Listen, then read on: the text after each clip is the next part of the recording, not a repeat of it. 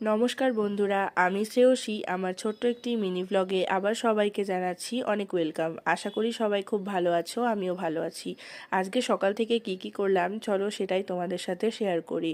প্রথমে 1 কাপ চা দিয়ে সকালটা শুরু করলাম, আর তার সাথে ব্লগটিও। তারপরে চাটা খেয়ে নিয়ে চলে আসলাম সোজা রান্নাঘরে।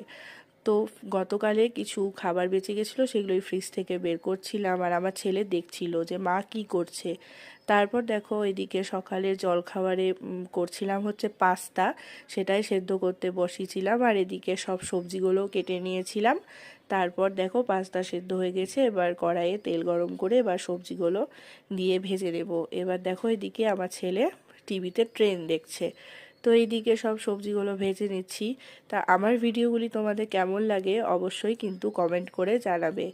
দেখো এদিকে পাস্তাটাও দিয়ে দিলাম, তারপরে দিয়ে দিলাম ম্যাগি মশলা, আর সব সসগুলো একে একে দিয়ে দেব, tomato sauce, chilli sauce, soya sauce.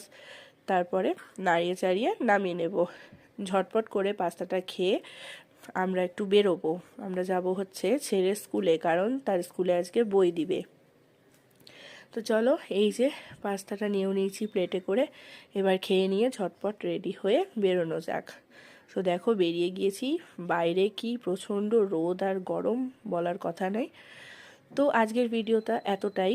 কেমন লাগলো তোমাদের অবশ্যই কমেন্ট করে জানিও। দেখা হবে আবার পরের ভিডিওতে, ততক্ষণের জন্য সবাই খুব ভালো থেকো, টাটা।